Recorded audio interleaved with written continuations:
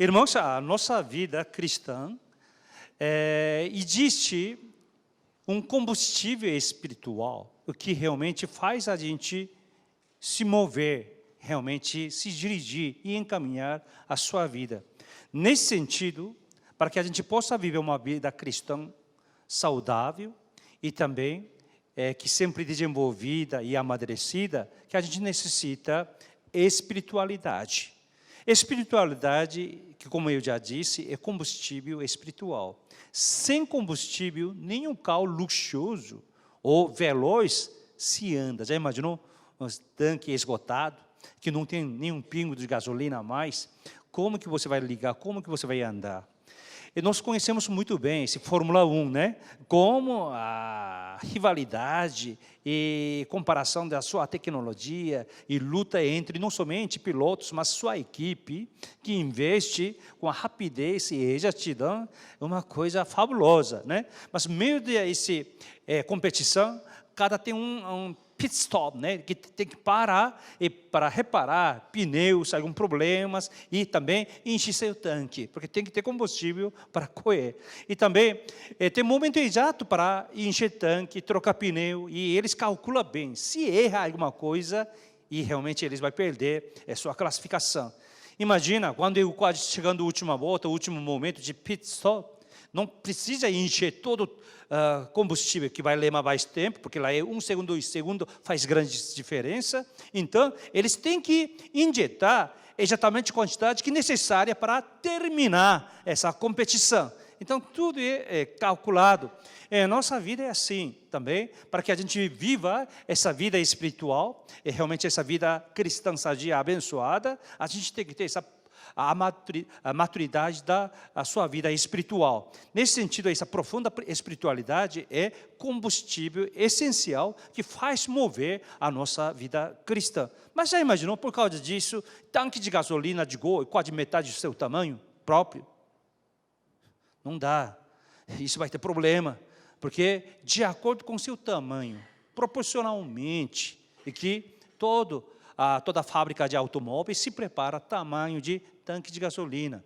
Cada um seu carro pequeno, médio, grande, e também o tamanho de seu tanque não pode ultrapassar de acordo com seu tamanho proporcional. E assim por diante. Se a gente não tem essa espiritualidade, tamanho exato, que a gente não dá para continuar a nossa vida cristã. E também, já imaginou? Você tem esse tanque de espiritualidade muito grande, e você sempre vai andar no sonho, e sonhando e morrendo. Também alguma coisa está errada. Então, como é importante cada trajetória da nossa vida, cada período de nossa vida, como esse tamanho de tanque espiritual tem que ser preenchida, e tem que ser repreenchida, e como a gente tem que acompanhar para que nossa vida realmente possa continuar. Isso que nós hoje compartilharemos através dessa leitura bíblica lida, né, entre irmãos, que é do Jó. Jó é fantástico. É esse livro, principalmente esse texto que nós lemos, que mostra alguns pontos fundamentais, mas essenciais na vida de um cristão. Então, isso não somente a história de Jó, mas sim, esse nada mais é nossa história. Então, o que é a gente entrar num caminho da profunda espiritualidade? Eu vou fazer um teste, tá? Olha para mim, pessoal, é um teste simples, olha para mim. Quando eu fecho o olho, tá? Mas tem pessoas que fecham o olho já agora. Esse é problema da pessoa, não é meu problema, certo? Porque depois de 5, 10 minutos da minha pregação, vocês começam a fechar o olho, esse é meu problema, certo? Mas já alguém já está fechado o olho, isso é problema dele, tá? Ou dela. Então, irmãos, quando eu mando você fechar o olho, aí você fecha o olho, tá? Aí eu vou citar uma palavra. Imediatamente você tem que imaginar essa palavra. Tá? Aí, só 3 segundos. Aí eu vou citar outra palavra, você imagina, eu cito outra palavra, assim por diante. Tudo bem? Está preparado aí? Em cima também? Tudo preparado? Então, feche seus olhos. Fechou? Tá. Pensa uma loja, boutique de roupas. Agora pensa um computador.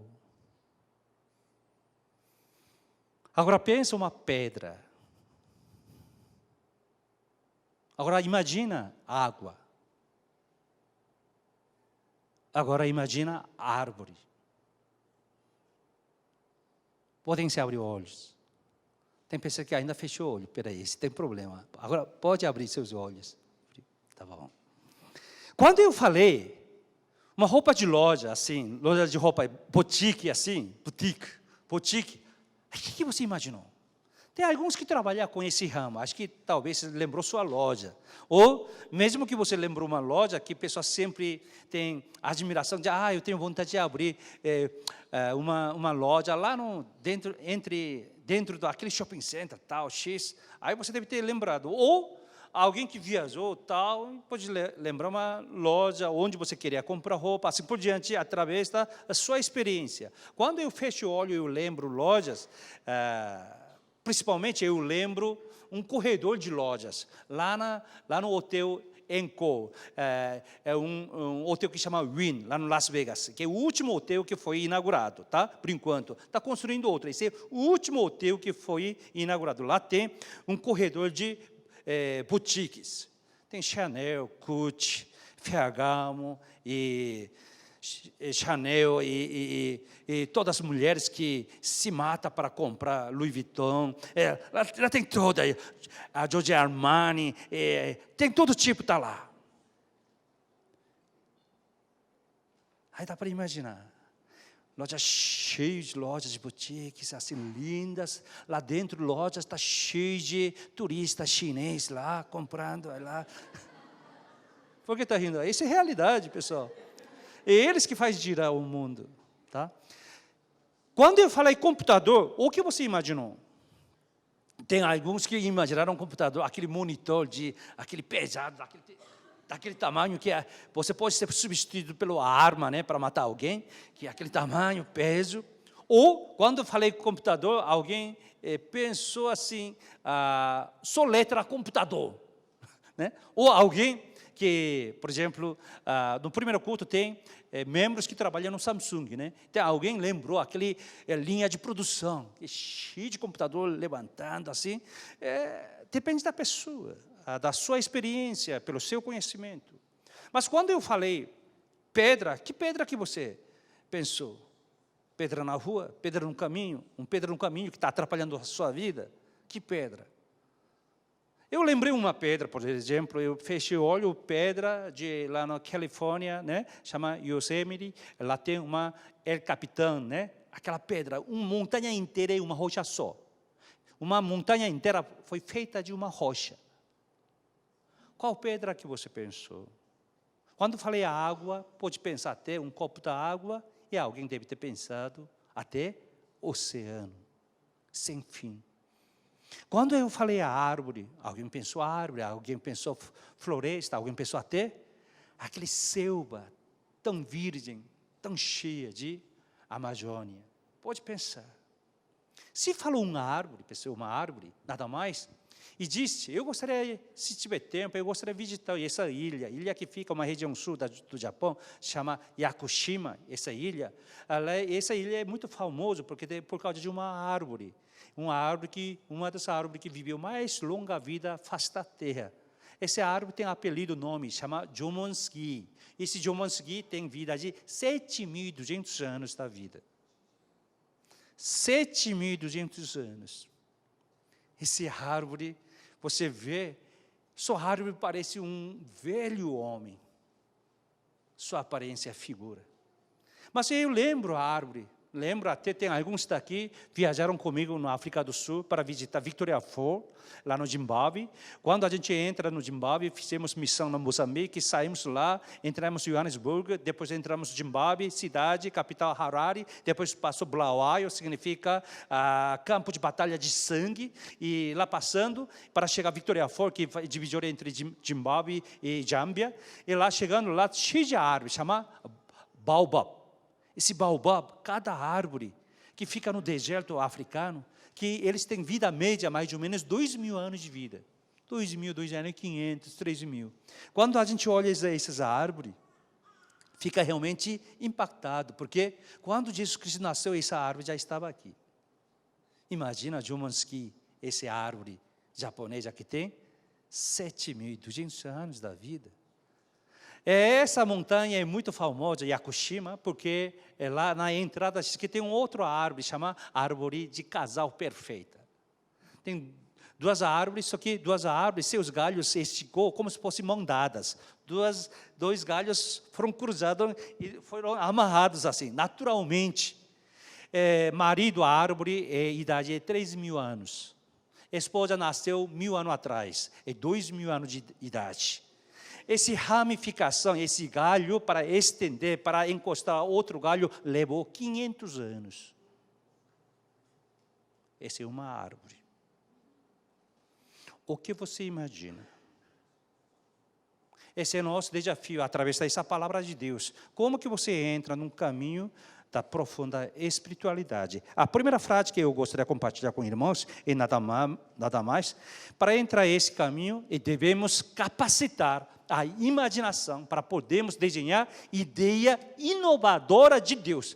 A gente pensa assim, Deus é criador, Deus criou todas as coisas, aí parou. Não, Deus realmente, Ele inova suas criaturas, Ele reformula suas criaturas. Tem que ter essa inovação que vem de Deus. Já imaginou essa história que a gente leu, Jó 8-12, que até Deus, com a cheia de alegria, satisfação, Ele apresenta para Satanás, quem é Jó? Olha, você viu o homem como Jó, né? Ele fala, e o homem que realmente a Bíblia mostra que é um homem íntegro e reto, temente a Deus, e sempre que se desviava do mal. Ele explica, sabe o que ele fala? Não, Senhor, versículo 9, então respondeu Satanás ao Senhor, porventura já debalde teme a Deus? Acaso não os cercaste com sebe a ele, a sua casa e tudo quanto tem? O Senhor deu muita coisa, por isso Ele está te servindo. Já imaginou se você não abençoasse Ele com tanta riqueza, tanta profissão, profissionalmente, sua riqueza, sua herança, seu trabalho bem-sucedido, seu estudo, seus filhos, sua família, tudo isso? Então, não tem como Ele não te servir. Tira do seu filho. Tira alguma coisa dos seus pertences, acaba com o negócio dele, acaba com o seu ministério, acaba com tudo isso. O que ele vai fazer contigo agora? Isso que Satanás pediu. Aí Deus ouve o pedido 100% de Satanás. Tá bom, você pode mexer o que ele tem, menos a vida dele. Por quê? A minha vida, repita comigo, a minha vida pertence a quem? A Deus. Isso é muito importante. Se você acha que a vida pertence à é sua vida, então você já entrou errado nesse caminho. Então Deus mesmo comprova, você pode mexer todas as coisas dele, menos propriamente a vida dele. Essa vida pertence a mim. E Satanás, ele faz. Mas a gente já sabe essa história toda. Jó está feito de 42 capítulos, irmãos. Um livro grosso. Imagina. E já primeiro capítulo fala um pouco dele, já começa grande sofrimento e tribulação, que não termina e vai embora. E só no último capítulo que vai revanche do Jó, não é assim? Então ele tem que sofrer 41 capítulos.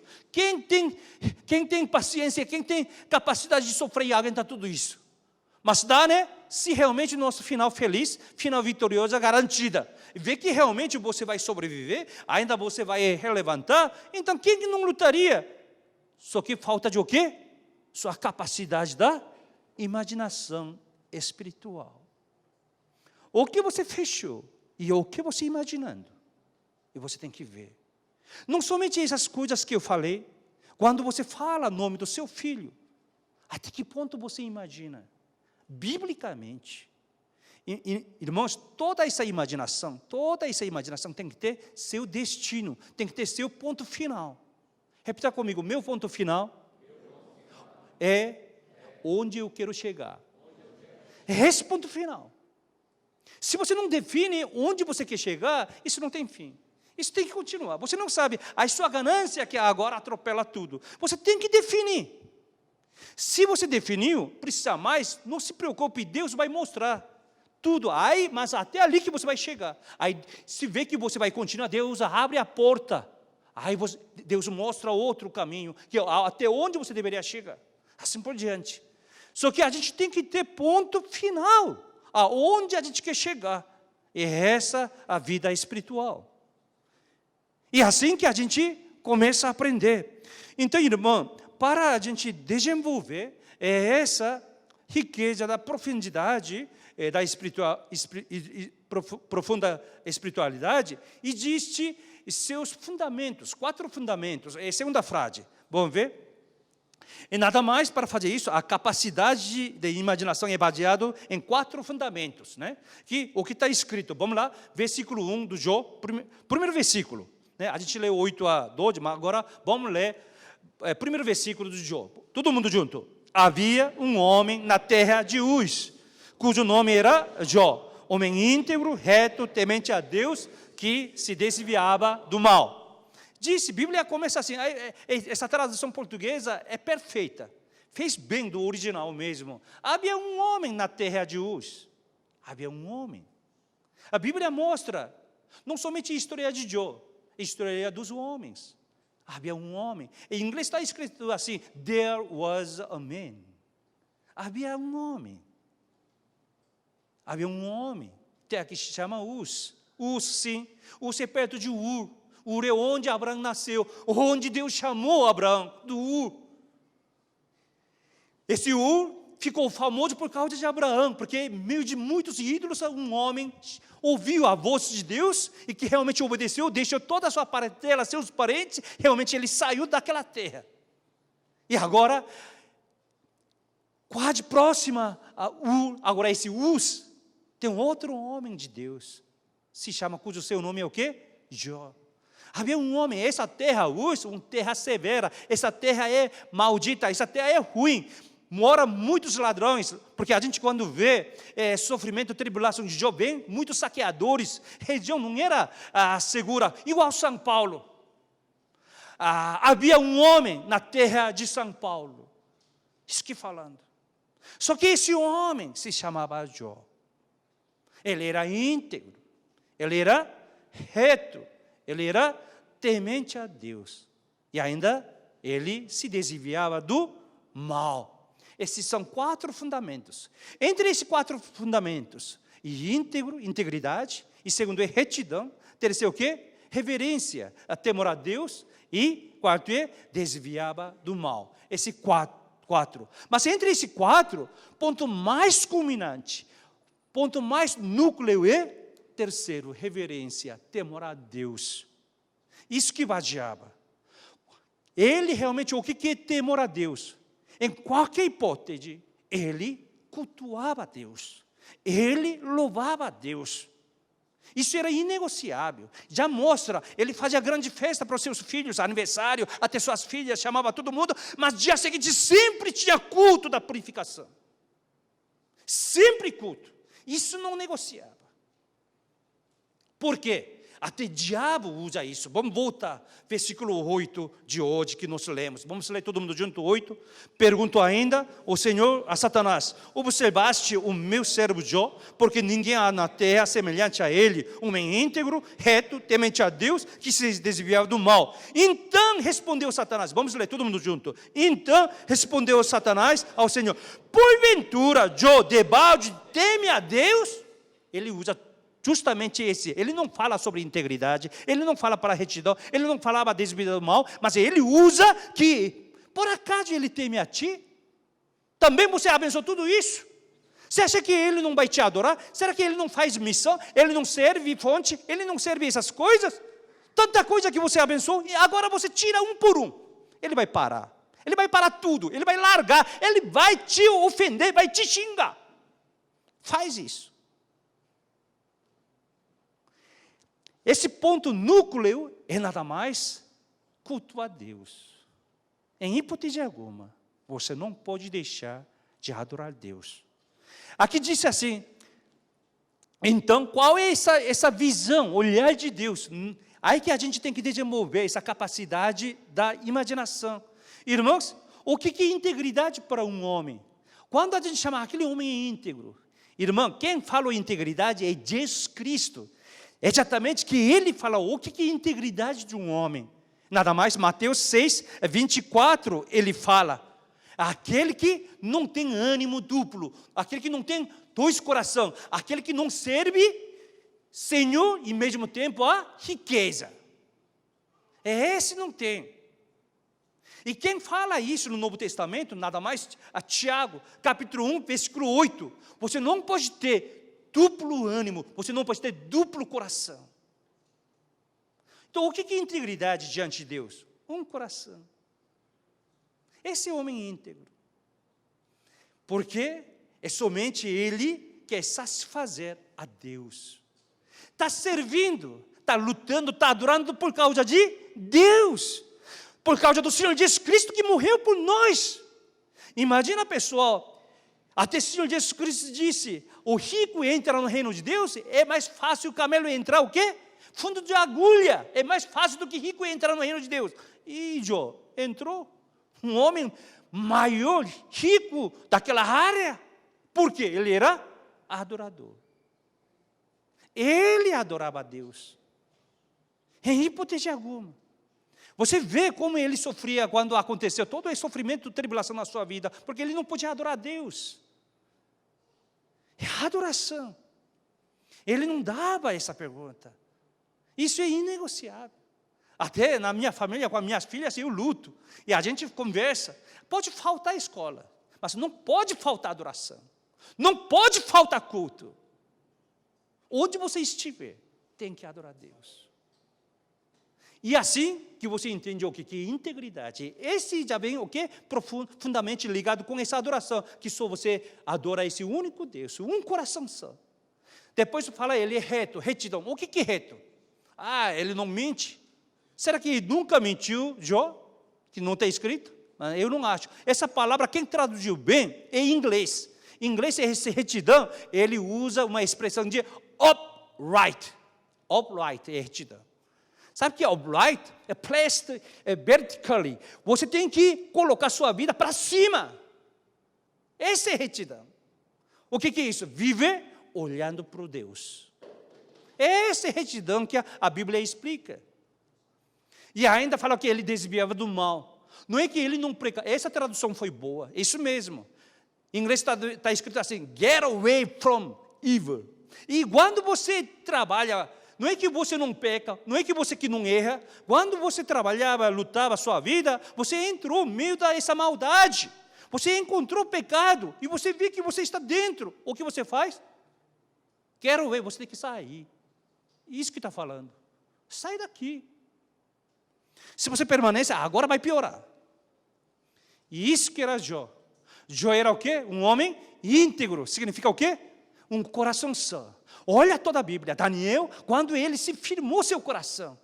Não falou, Davi, eu já decidi para te louvar, Senhor. Nessa caverna ainda eu te louvarei. Eu despertarei a alba. O que é retidão?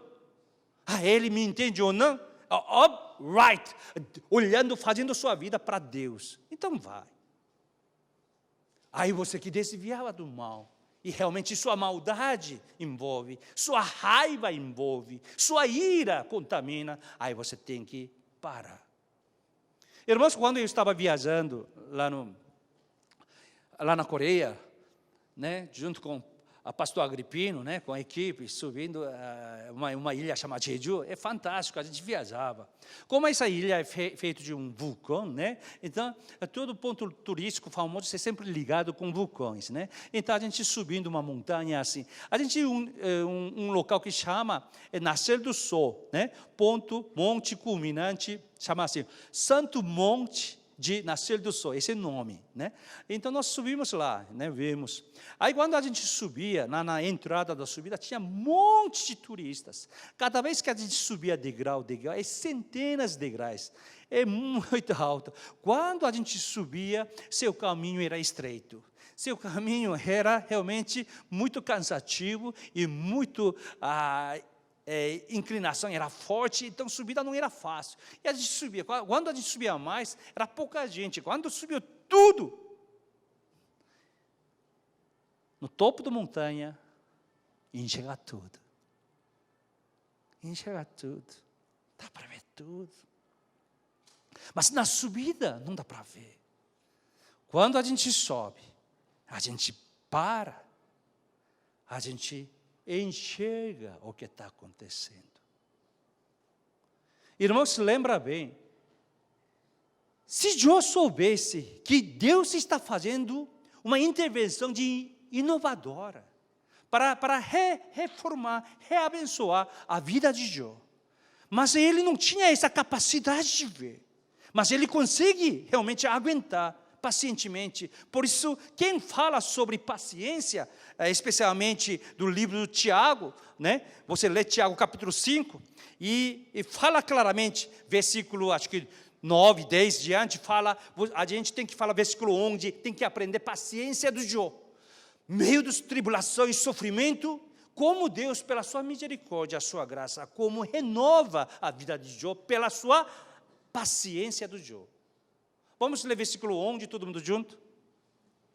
Eis que temos os que preservaram firmes, tendes ouvido a paciência de Jó, e viste que fim o Senhor lhe deu, porque o Senhor é cheio de eterna misericórdia e compassivo. Amém. Terceiro ponto, irmãos. Através de tudo isso, que Deus não é somente criador, Ele recria, Ele renova, Ele tem uma ideia inovadora.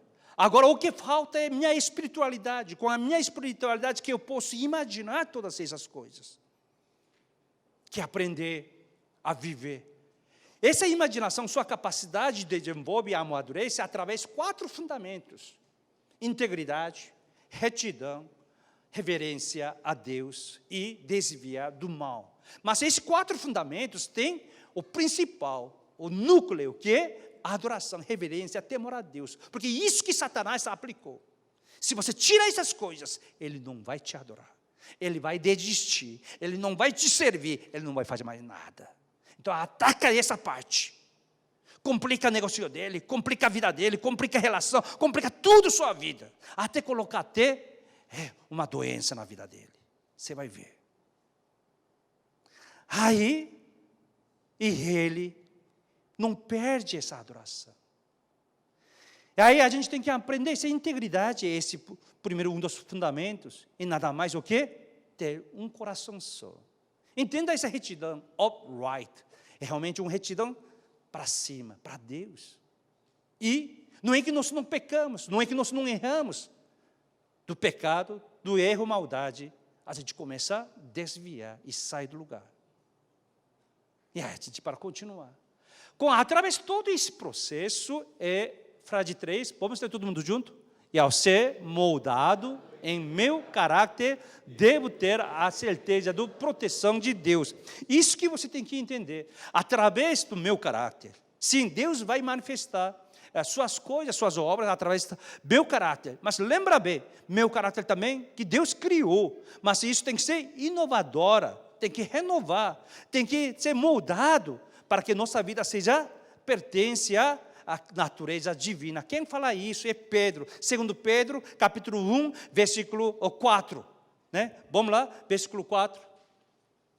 Através desse trabalho, né? 2 Pedro, capítulo 1, versículo... vamos ler 3 e 4. Quero ler 3 diante. Tá, vamos ler todo mundo junto? Visto como, pelo seu divino poder, nos têm sido doados todas as coisas que conduzem à vida e à piedade, pelo conhecimento completo daquele que nos chamou para a sua própria glória, pelas quais nos têm sido doados suas preciosas, muito grande promessa, para que por elas vos torneis coparticipantes da natureza divina, livrando-vos da corrupção da paixão. E assim que Deus nos conduz, e assim que nossa vida realmente se tornar cada vez mais para a natureza divina. Isso é inovação de Deus. Irmãos, terminando a palavra de Deus aqui, através desse sofrimento, Deus queria renovar, inovar, uma tremenda bênção sobre a vida de Jó. Todas as pessoas que foram usadas por Deus, e pessoas que sendo usadas por Deus, Deus investe seu tempo para moldar seu caráter. Levou 13 anos para moldar o caráter de José. Seu caráter na terra Canaã não podia ser inovada. Ele através comerciante, foi vendido como escravo. E ele ser moldado com essa tremenda inovação de Deus. Levou 13 anos. Para Moisés levou muito mais, 80 anos. 40 anos no palácio, 40 anos no deserto. Porque outro 40 anos que ele tem que viver, não é sozinho não. Não é somente sua família não. Uma grande nação. Quando aquele homem mais conhecido, erudito, Saulo, até ele precisava 3 anos no mundo árabe para se tornar apóstolo Paulo. Irmãos, a nossa vida é moldada. Aí que a gente precisa ter profunda espiritualidade. Qual o tamanho, tanque da sua espiritualidade que está realmente você levando à sua vida? Aqui tem 2 coisas muito importantes. Todo mundo fala, até fala, Joel Austin, poder de pensar positivo, tudo é positivo. Mas o que é isso? Eu estava meditando com essa palavra aqui, deu eureka, que Deus me ajudou. O que é esse poder de positivo? Poder é nada mais, é 2 coisas. Apesar de toda essa tribulação, apesar de todo esse sofrimento, a coisa mais importante era o que? Jó estava vivo. Repita comigo. Apesar de tudo isso, eu sou vivo.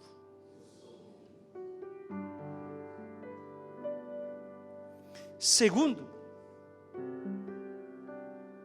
nunca é tarde. Repita comigo, nunca é tarde. Porque muitas pessoas pensam assim, agora é tarde demais. Não, se você pode fazer agora, não é tarde. Não, agora é tarde, minha idade, agora não tenho recurso. Não, se você pode fazer agora. Então, nunca é tarde. Porque ainda você está vivo. Irmãos, eu estou convidando vocês, quem está já andando esse caminho da profunda espiritualidade, então não desista. Não desista. Como Jó também quase ia desistir. Que bom que de repente surgiu Eliú. Eliú que fala, não é que eu estou condenando o que você fez, eu estou condenando agora sua expressão. Não fala assim. Eu estou falando agora. Não é que você errou o passado, não é isso. Agora, não fala assim. Isso não é digno diante de Deus. Deus é muito maior. Fecha seus olhos. Pensa a árvore. Você sabe que uma árvore de 7.200 anos de idade? Eu estava cercado de árvores de 2.000, 3.000 anos de idade, de baobá, cheio de baobás. Eu falei, minha idade é nada. Quando Jesus Cristo nasceu, já estava. Quando Gengis Khan dominava, quando Napoleão, quando Primeira, Segunda Guerra, essa árvore estava aqui. Quando você fecha os olhos, como que vê sua empresa? Como que vê seu trabalho, seu ministério, até sua vida, até as pessoas que você ama? Nunca é tarde. Por quê? Sou tão vivo. Eu tenho sonho. Eu tenho outra capacidade de imaginação. Eu quero morrer. Já imaginou? Eu penso essas coisas. Um dia eu quero morrer. Aonde? Essa imaginação tem que ter o quê? Ponto, destino, ponto final. Onde eu quero chegar? Na minha morte. Eu quero morrer. Assim. Eu prego palavras de Deus e oro com vocês. Amém.